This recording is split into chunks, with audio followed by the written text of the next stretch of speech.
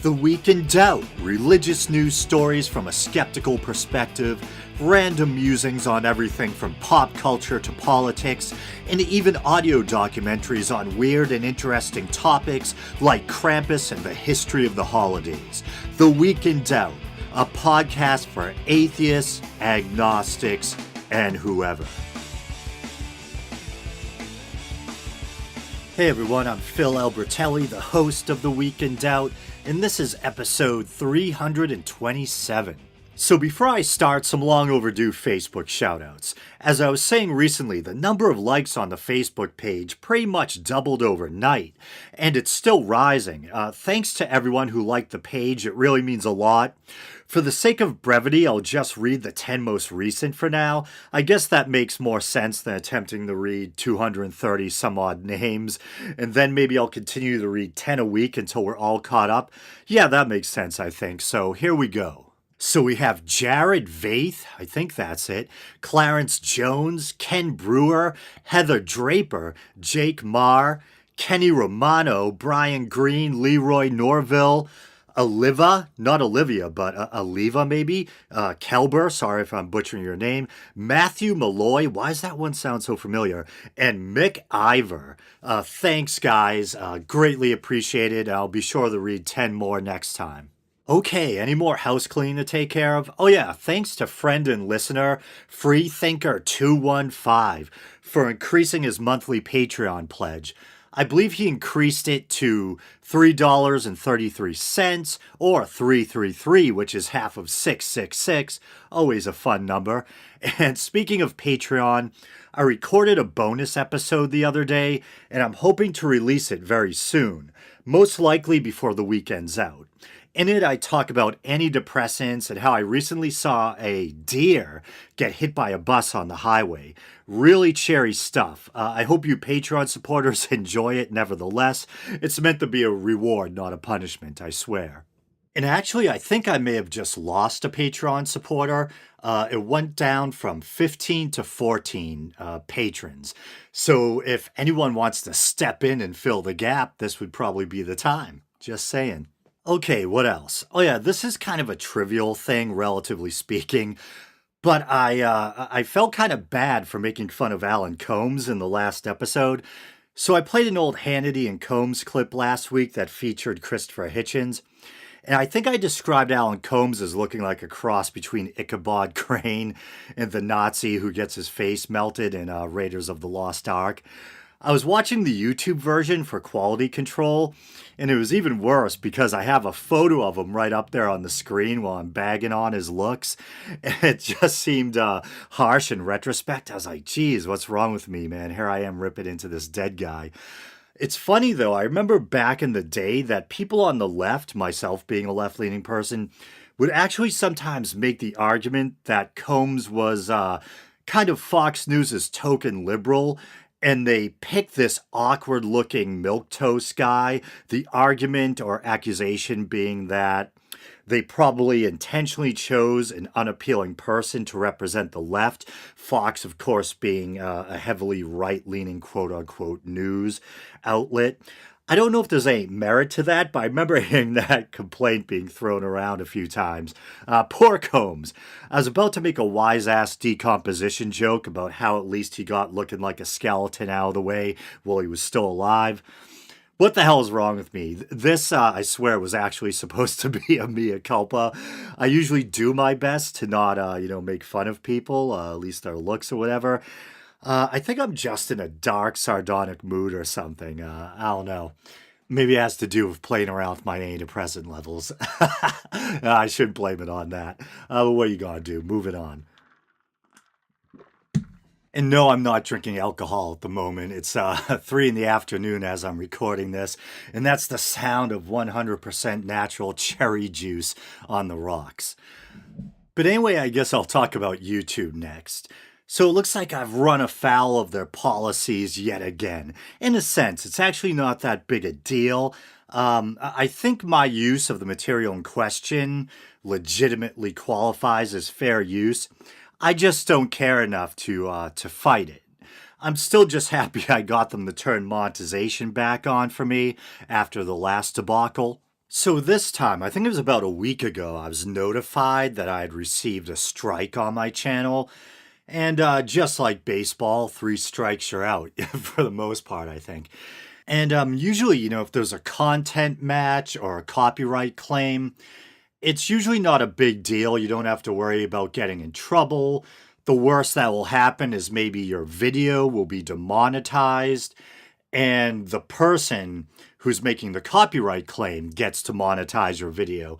And sometimes this can seem rather unfair. For instance, I think one time I did a video debunking flat earth claims or whatever, and there was a part where I was talking about the science of the moon or whatever.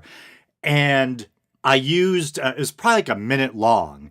I think it wasn't even a movie clip. It was just a GIF or a GIF, whatever you call it. This little low quality loop I grabbed off of Google of one of the characters from Dragon Ball Z, Gohan, I think. Here I am nerding out, turning into a giant ape while looking at the moon. And it was kind of a stupid joke, but kind of corny, but it tied into what I was talking about. And so this was probably at least a 15-minute video, and this was probably like a minute long or under clip. And Toei Animation or Bandai, whatever it is, whoever owns the copyright to Dragon Ball Z and its characters, made a copyright claim. I didn't get in any trouble, but to this day, not that I think that video ever made really any money, but if it has been making any money, they're the ones to get it. They got the right to claim monetization on that video. And this is a scenario that happens to a lot of content creators, unfortunately. You pour a lot of time and effort into creating what is, for the most part, an original work, showcasing your own sincere thoughts on a subject, a topic. Maybe it's a reaction video or whatever. And maybe to illustrate your point, you add, a quick little clip. Or if it's a reaction video, you're showing what the person on the other side of the argument originally said, so people can get a better sense of what you're arguing against, And then the person who owns that small amount of copyrighted material that's appearing in your video ends up being the one making money off of your video, even though it's 95% original content or whatever.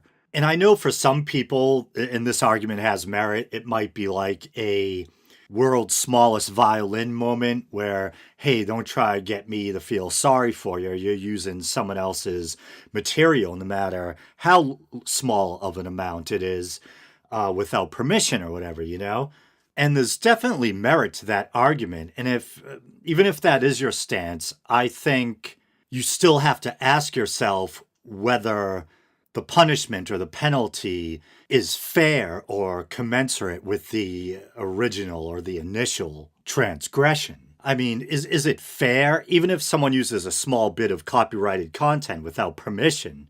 Is it still fair if the majority of the video, let's say it's a 15 or 25 minute long video, and the copyrighted bit is only a minute long or whatever? Does it make any sense? Does it strike you as fair at all that the person who owns that small fraction of copyright content should be able to solely monetize the video? If you wanted to maybe allow the content creator to continue monetizing the video, but a justifiable portion of the monetization goes to the injured party, the person who owns the copyrighted content, that would be fine. Or if you want to demonetize the video altogether, no one gets any money off of it, that would probably be fair too. Or even if the injured party wants the video completely taken down, that might be fair as well. And if you want, the content creator can re-upload the video in an altered form where they remove the infringing bit of content. But fully rewarding monetization to the other party, it makes me think of like some feudal lord riding by, grabbing a peasant by the ankles and shaking all the spare change out of his pockets.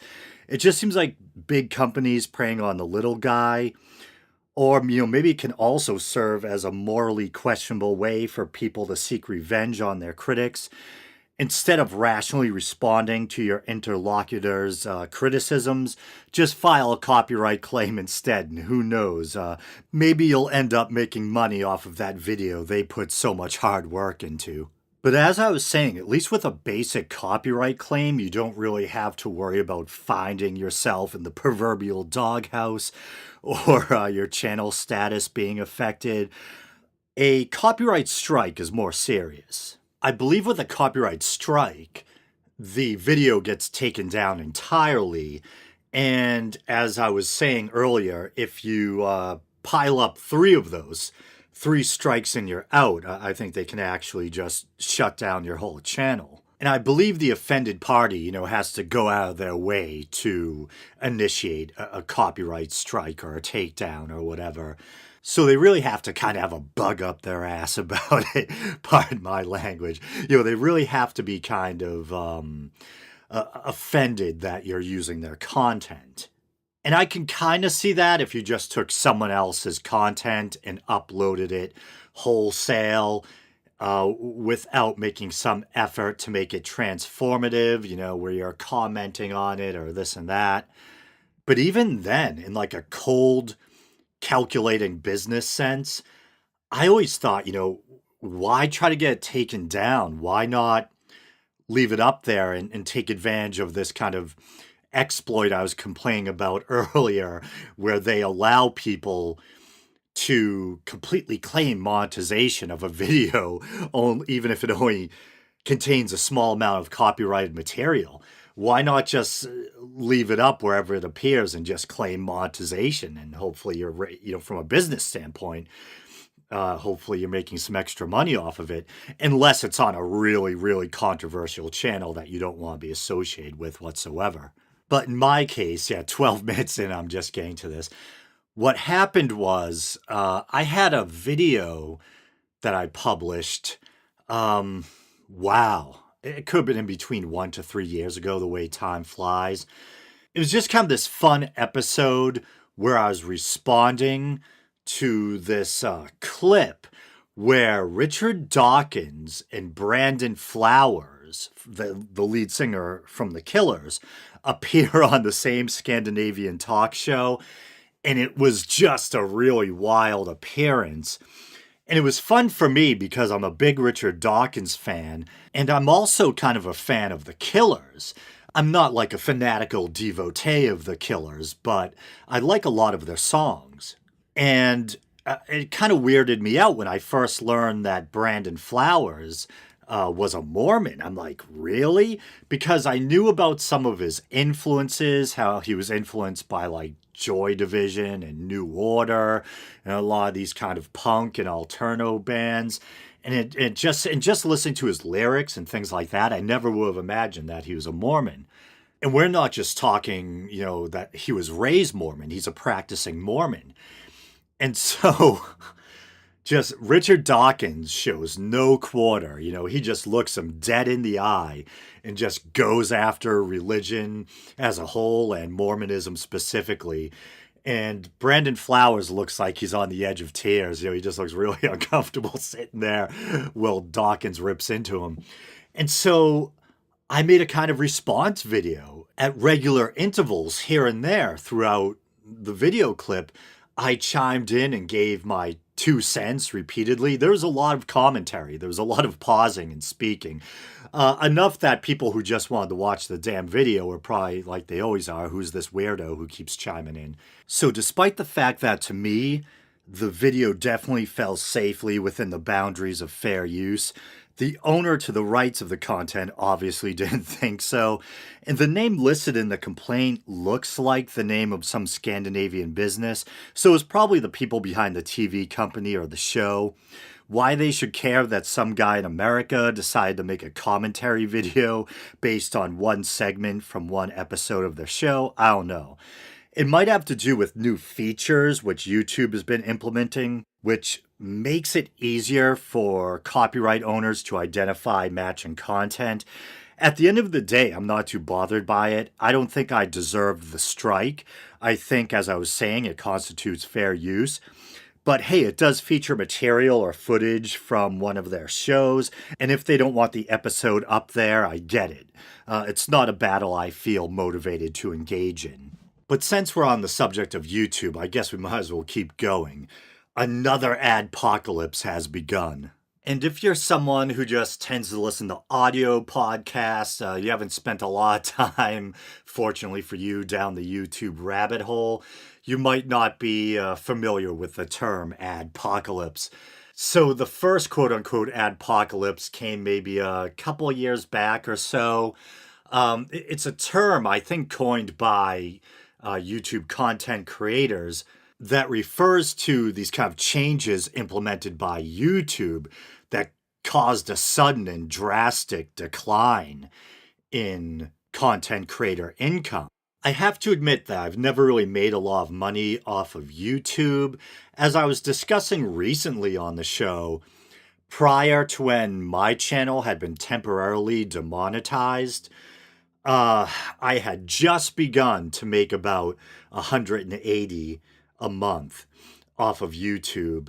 I think those days are probably over for me. In order to get my channel remonetized, so to speak, I had to ditch a lot of popular videos I had up on my channel. And after I did that, I think there has been a steep decline in views and consequently in ad revenue. So I think it's the 21st of every month that you get your payout from YouTube. And you only see a payout, I believe, if you hit the $100 threshold. I think I'm at like $20 now, so it would surprise me if I do not get a payout this month. And that's the way it's been for me for the majority of my time on YouTube. But there are a lot of content creators who have become very successful on YouTube, not just fame-wise, but financially as well, who've been able to carve out a living for themselves solely on YouTube.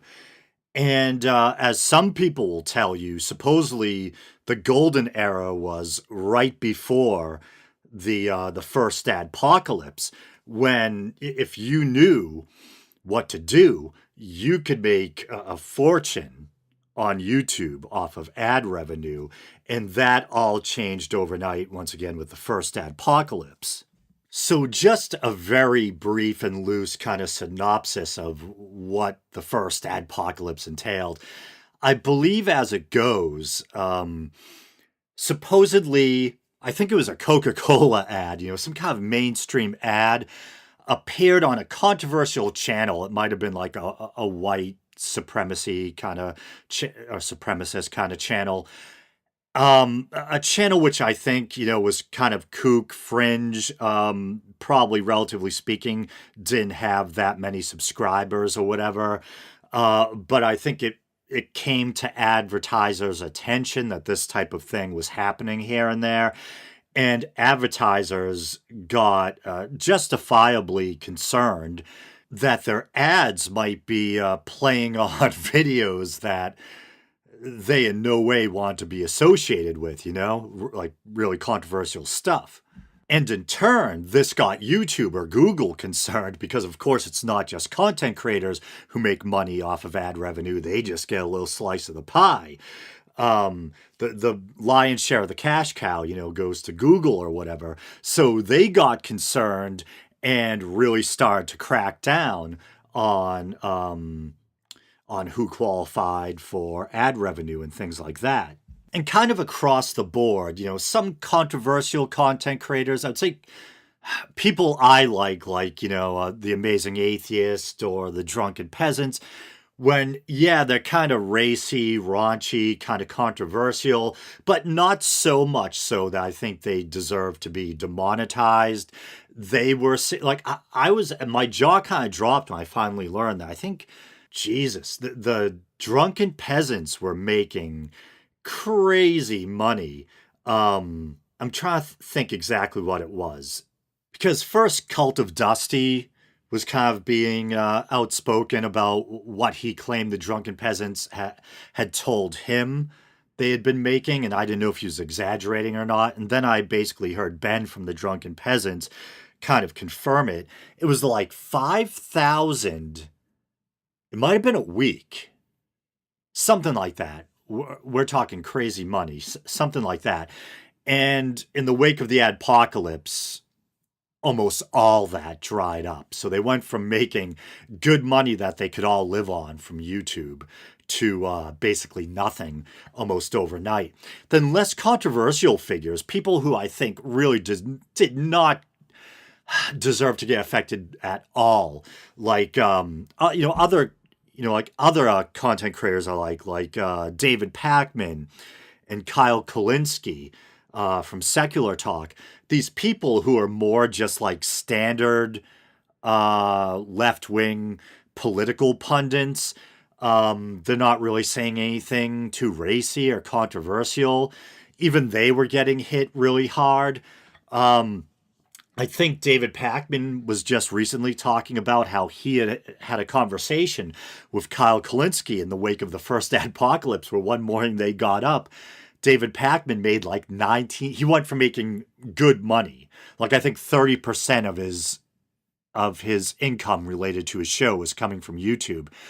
He went from making good money to waking up one morning and saying he had only made 35 cents. And Kyle Kalinske said, no, I think David Pakman only made 19 cents.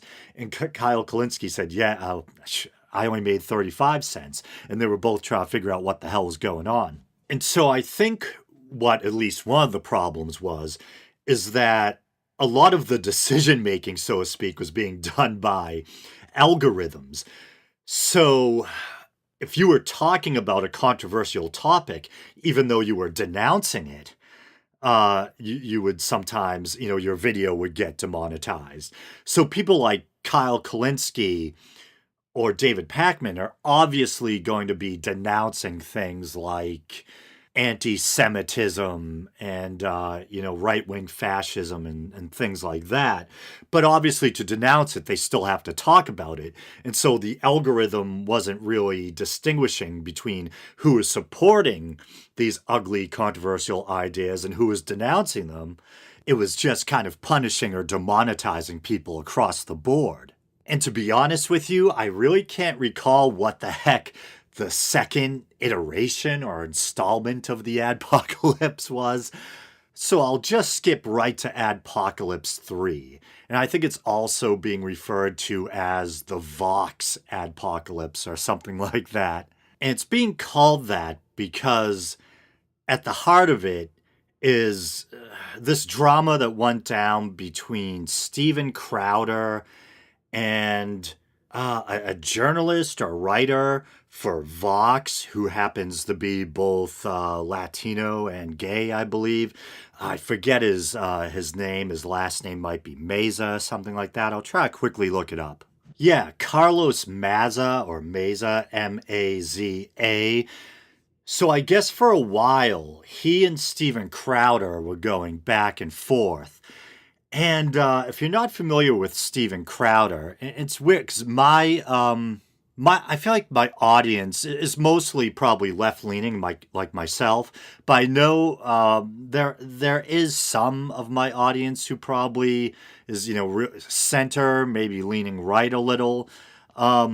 So I never necessarily know how they're going to react if I go after a public figure who's on the right. But since day one, I've always said that, or at least insinuated that, this podcast is supposed to be about intellectual honesty and me saying what I think and feel without censoring myself, while at the same time trying to be relatively respectful, unless we're talking about Alan Combs, apparently, And so to be honest, I do not care for Steven Crowder. I think only once did I see Steven Crowder do anything that kind of made me laugh, and that was his Cenk Uygur impression, which I thought was pretty good. And so I was a kind of long time TYT or Young Turks fan. I kind of became somewhat disenchanted with them remember when Islam was like the focal point for a while, and it seemed like a lot of times they were kind of giving Islam a pass in a way that they might not with Christianity. And they started to go after Sam Harris, Richard Dawkins. So I kind of fell out of the habit of watching them around that time. I'd even criticized them on the show a bit. But that being said, I don't hate Cenk Uygur or TYT. In fact, over the past maybe half a year, I've even been kind of getting back into the habit of listening to and watching them. I feel like I'm a little bit more guarded and vigilant now, when I'm consuming their content. But I still enjoy them sometimes, and I don't bear them any ill will. And as annoying as maybe I find some of the new panel members or whatever, um, I still agree with a lot of what they say. All that being said, I do have to admit that I did get a chuckle over Steven Crowder's impersonation of Jenk, where he's like drinking bacon grease out of a pan or whatever. But otherwise, I've never really cared for Steven Crowder, to be honest. To me, he's like a Fox News experiment that escaped and was given his own show. And I've been aware of him for a long time. I think I started to become politically aware, kind of, or more politically aware, sometime after 9/11. And I started out by consuming news content across the board. I would watch CNN, I would watch MSNBC, and I would watch Fox News. And I can remember back in the day when Greg Gutfeld was first given, Red Eye, that kind of edgy middle of the night comedy show that appeared on Fox News. And I actually used to enjoy that somewhat. And I think Crowder may have appeared on Red Eye. I forget. But I think I kind of connect the two in my mind because I see a similar thing. Both Red Eye and Crowder were Fox's attempt to appeal to a younger demographic, trying to be, a little funny and edgy, etc. And I think even back in the old Fox days, Crowder would identify himself as a comedian, and I never really found him all that funny. I don't think that I'm necessarily a barrel of laughs. Maybe sometimes my humor is a little cringy, but I don't identify as a comedian. And I always disliked Fox News's kind of brand of ambush journalism. And I think they used to send Crowder out like they used to send Jesse Waters out, to kind of like ambush people. And Jesse Waters, now there's if I had to make a short list of public figures that I just absolutely despise, that fill me with loathing, he would be up there. Just to me, one of the most smug, insufferable creatures I've ever had the displeasure of viewing. And ideologically, I think Waters and Crowder are probably both on the same page, except that admittedly, I think Crowder is somewhat more kind of boyish and likable. But that's not saying much when you compare him to Jesse fucking Waters. But when I look at Steven Crowder's YouTube channel, I basically just see everything I dislike about Fox News, except, packaged for a younger, edgier audience. And so what happened was I actually just watched this compilation recently. I guess for a long time, Crowder had been going after Carlos Maza or Meza. And I think Meza made a compilation of all the times, or many of the times, that Crowder had gone after him.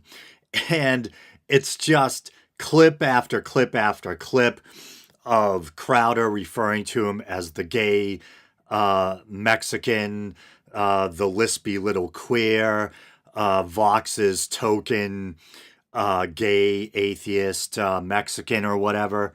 And Crowder uses the word queer liberally. And this is funny because I'm a big Joe Rogan fan and a big David Pakman fan. And I had recently watched Pakman's appearance on Rogan. That had been something I've been looking forward to for a long time. And I found myself agreeing with both of them for the most part. But there was one moment where I did find myself kind of siding more with Pakman, and kind of Rogan's approach was kind of rubbing me the wrong way. And they were talking about this very issue. They were talking about Carlos Maza versus Steven Crowder. And Rogan rather You could just kind of hear it in his voice or in the way he chose his words or whatever, that he seemed to be more sympathetic towards Crowder, and that he was kind of erring on Crowder's side, or he felt bad, like Crowder didn't deserve to get demonetized.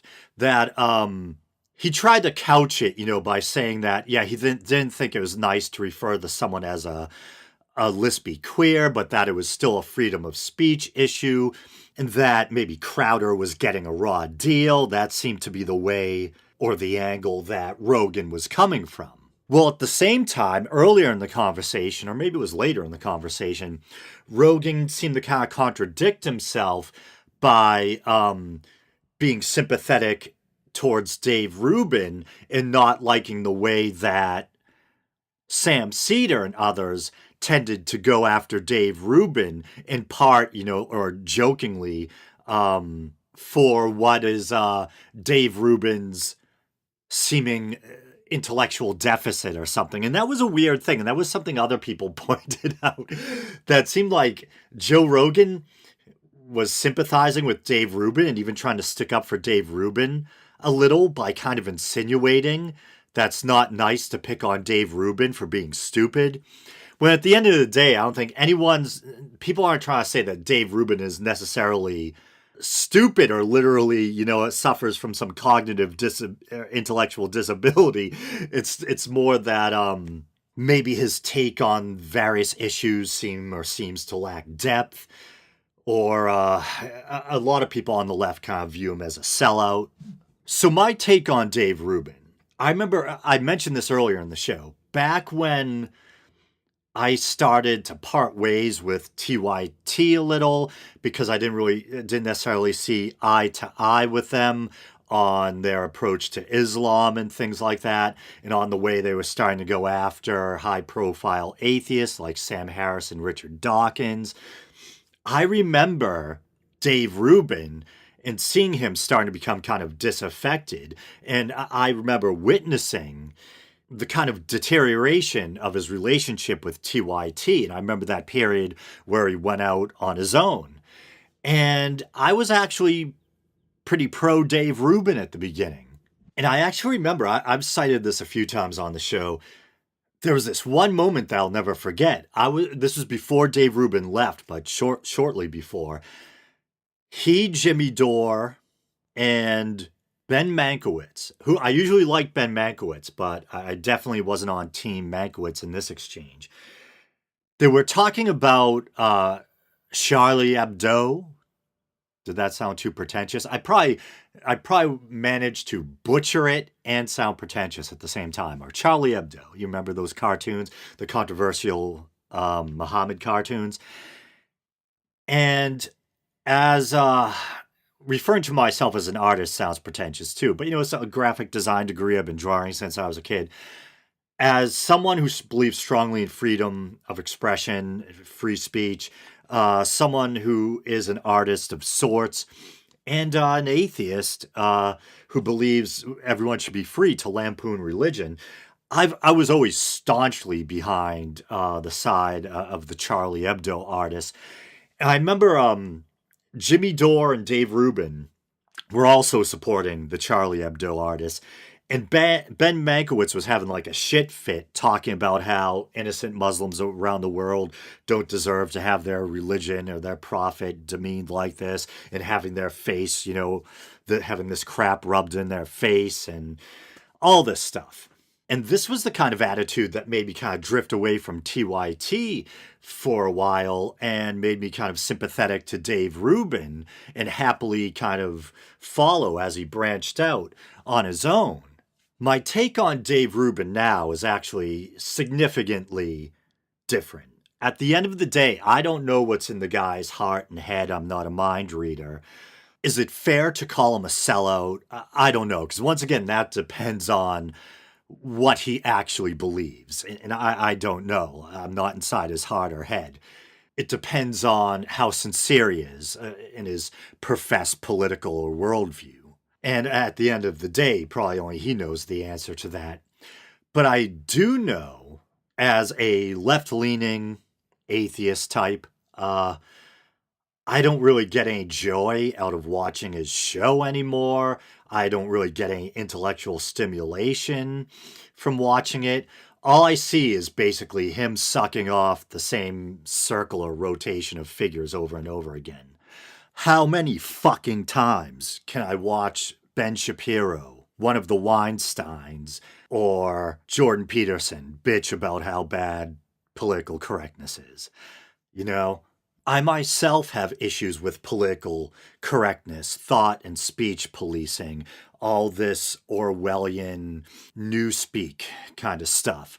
And I've expressed those opinions a lot on the show. But what good does it do me to listen to the same people making the same points over and over again, especially when they're in bed with people that, not because of any party allegiance or alliance, I consider myself to be a left leaning independent. I don't trust most politicians on either side of the aisle as far as I could throw them. But people I would otherwise consider, because of their worldview, kind of enemies is a strong word, but kind of, diametrically opposed to myself. What good does it do me to listen to these people making the same points over and over again? I agree that there's factions on the left who take political correctness too far, but what good does it do me to listen to people who are in bed with the right try to hammer the same point, away ad nauseum? But anyway, back to Crowder after that rant. So, yeah, Carlos Maza or Meza, I don't know this guy from a hole in the wall, and I always wonder about that expression. Is that some kind of weird glory hole reference? Anyway, yeah, I really don't know anything about that guy. I barely know anything about Vox. This is all new to me. But supposedly he and Crowder were going back and forth. I think at first, he was kind of asking YouTube to do something about the guy, but they didn't really do too much. And then he released this kind of tweet storm with, this kind of montage of all the times Crowder's gone after him on the basis of his sexuality, etc. And finally, YouTube decided to demonetize Crowder. So basically the same thing that happened to me not long ago, but just for different reasons. Remember, I received that kind of generic form letter from YouTube informing me that I was no longer eligible for monetization or whatever. In my case, and it was similar with a lot of other content creators, what they didn't like about my channel was that some of my most popular videos were kind of what they referred to as reuse content. And I wasn't monetizing like these Bill Maher clips and stuff that I had up, but I think they drew eyeballs. So people would come to my channel, usually drawn by, my Bill Maher or Hitchens clips and things like that. And then I think some of my other videos would also get views, or some of my other videos were more likely to get recommended or show up in other people's feeds. And so in an attempt to get my channel eligible for monetization again, I jettisoned a lot of those little clips, those atheist debate clips, Bill Maher clips, stuff like that. And I noticed just a decline in viewership in general, which I was afraid of. Because I think where a lot of the money was coming from was from my Baphomet documentary, my St. Patrick documentary, things like that, which I think were just getting more eyeballs or whatever. And now, like I was saying, I've just seen a drop off. But in the case of Crowder, it was the complaint had something to do with, hate speech or that kind of thing. And other big content creators have been targeted as well, like Deep Fat Fried their whole channel got demonetized too for the same reasons. And Deep Fat Fried, that's the podcast The Amazing Atheist started with his brother and best friend after they left The Drunken Peasants. And so Deep Fat Fried does kind of showcase TJ's infamous kind of demeanor and kind of inappropriate humor, etc. So it is very caustic, kind of bombastic, over the top. But at the same time, underneath the vitriol and everything, I actually think it's a great educational show. They'll take a different subject every main episode and go really in depth, go really deep into it. So one episode, it might be as crazy as it sounds. It might be like breakfast cereal. I almost said Brexit cereal. And they'll go into the history of breakfast cereal, how it came about, how it changed over the years, this and that. And at the same time, they kind of inappropriately joke as they go along, but you're also learning.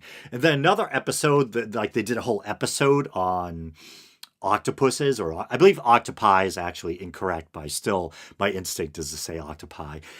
They did a whole episode on the Black Plague. I think they did an episode on L. Ron Hubbard, just things like that.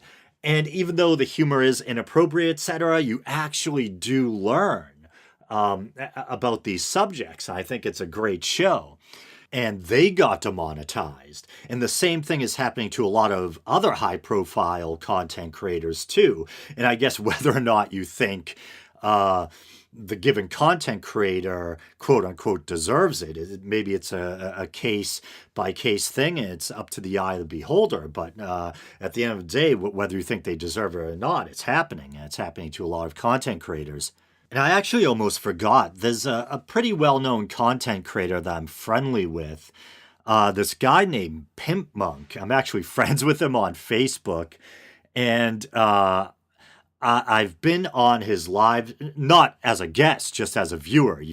I've been watching him when he's been doing live streams before, and I've actually, I don't have a lot of money to give, but I've donated to him and things like that. And Pimp Monk, his whole channel got demonetized recently as well. And I first found out about Pimp Monk through watching The Drunken Peasants. And I think, actually, he did invite me on one time. I think I donated to him, or I was talking in the chat. And he actually asked if I wanted to be a guest, because he saw that, I have a small following by YouTube terms, but decent enough to maybe merit having me on as a guest. And but he usually has guests on in the morning. He does his live show in the morning, so it didn't really work out, or it hasn't yet. And kind of like TJ, Pimp Monk has what some people might deem an inappropriate sense of humor, and he can be kind of over the top and in your face, etc. But underneath it, I think like TJ, he has a good heart, and he just kind of minds his own business, does his own thing in his own corner of the internet, has other content creators on, and most of the money that he manages to raise goes to dealing with his own health problems or the health problems of his aging parents. And now his whole channel's demonetized. And another scary thing that's been going on as a consequence of all this is that I was mentioning earlier how in Adpocalypse Part 1 or whatever, the algorithm had trouble distinguishing between who was promoting and who was denouncing, a controversial topic or viewpoint or whatever. And the same thing is happening again. And maybe this partly was Adpocalypse 2, but YouTube started to take action against conspiracy theory videos and stuff like that. And now people who are denouncing conspiracy theories like flat earthers and stuff like that, and school shooting conspiracies, and this people who are trying to debunk all that stuff are being penalized because the algorithm can't tell the difference between them and the people promoting these crazy theories. And that actually happened to the Drunken Peasants. The Drunken Peasants did a video about 3 or 4 years ago, just totally ripping a new hole into this guy who, just this horrible human being who was advocating Sandy Hook conspiracy theories and just kind of stomping all over the feelings of Sandy Hook parents, and basically saying the only evidence he'd accept was basically like the corpse of a dead child victim or whatever. Just a disgusting, detestable human being. And the Drunken Peasants was actually lampooning, mocking, and denouncing this guy. And they had a video just recently yanked off of YouTube because the stupid algorithm can't tell the difference between someone, like I said, someone who's denouncing that crap and someone who's pushing that crap. And it would actually be interesting to try to find out what's going on with the Non Sequitur show. I love the Non Sequitur show, and they do a great job of kind of exposing flat earthers and stuff like that. And probably like, I don't know if this is a fair estimation, but maybe like 70% of their videos have to do with, taking on flat earthers. And I wonder if they've suffered at all because YouTube is trying to make it harder for conspiracy videos to be found through the algorithm or whatever. So I wonder if their videos are now by default becoming harder to discover as well. All right, but I think I'm going to call it a wrap. I'm tired, and man, is it hot in this room I'm recording in. So, as always, thanks for listening, everyone. You know the drill. Please like the Facebook page. You can follow the show on Twitter. You can check out the YouTube channel. Maybe you're doing that now. If you want to support the show monetarily, you can go to patreon.com/theweekindoubt. Or you can go to Podbean. That's where I host the feed for the show. Go, search for The Week in Doubt. Go to the bottom of the Podbean page, and you should find a PayPal widget. There's all that alliteration. All right, brothers and sisters, thanks for listening, and until next week.